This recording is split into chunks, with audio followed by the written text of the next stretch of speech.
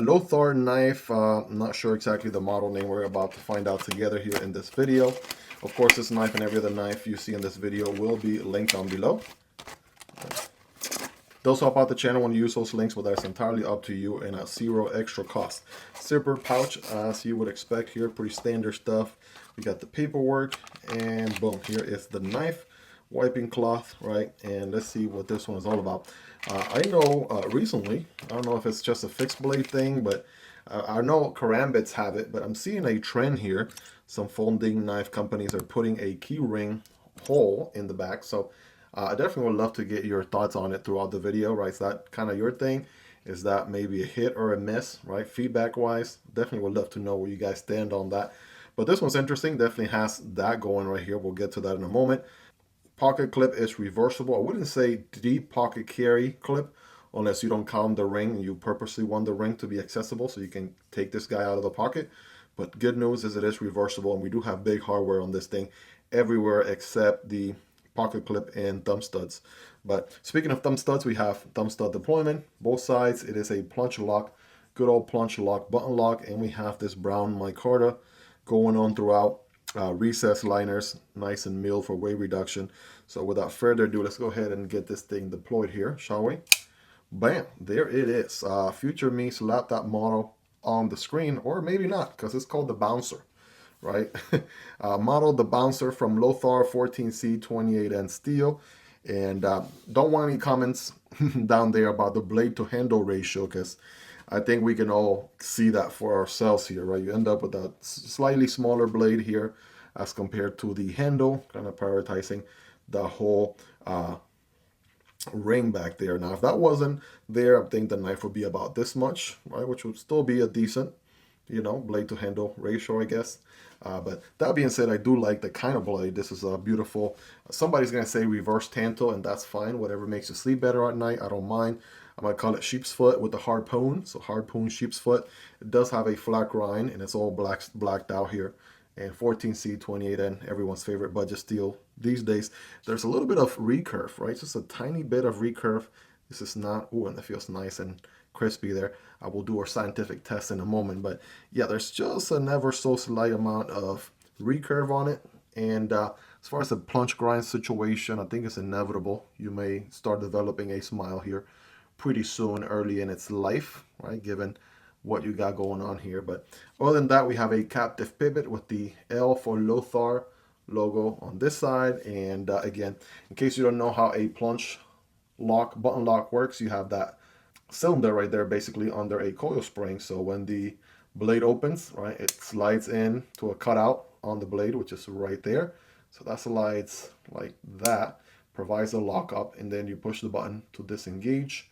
And there's another cutout on the blade down there, which will then hold the blade in place. There's no detent ball on this one.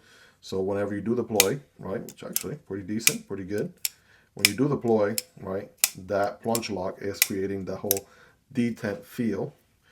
But I want to say, you know, interesting feel, right, nevertheless, because it got lots of handles.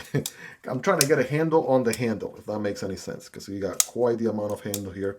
Of course, we can deploy with thumb and reverse flick all day. We can also deploy with the button itself. And let's check the ergo. So obviously you're going to use this curvature here for your index finger. All other fingers follow suit. This is one where you can actually get a full purchase without having to put a, say, a pinky, right, in the actual ring. So I feel like the ring is there perhaps more so as a maybe an attitude adjuster if you needed to, or perhaps just a quick deployment out of the pocket. Gives you something to pull right in the back of a Walmart fighting a ninja or something. But yeah, you get the point.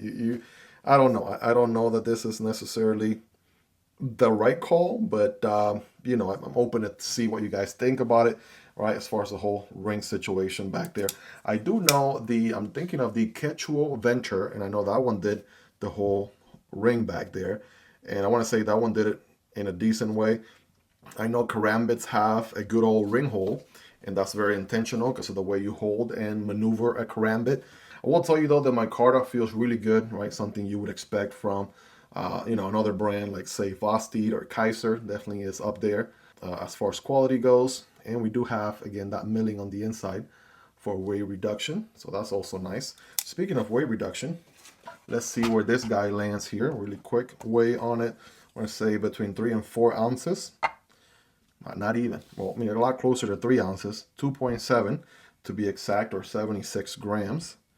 All right, 2.7, really not that bad on the weight department at all. Sign me up. Again, you guys know me. I love carrying a heavier knife as much as I love carrying a lighter knife. So it don't make that much of a difference for me.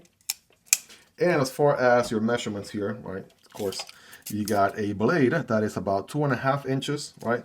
That is the cutting path, by the way. The actual blade is also 2.5 inches. Now, the handle, yes, I'm going to include the ring because you just can't make the ring disappear out of the blue. The ring is part of the handle, so I guess we're going 4.75 on the handle.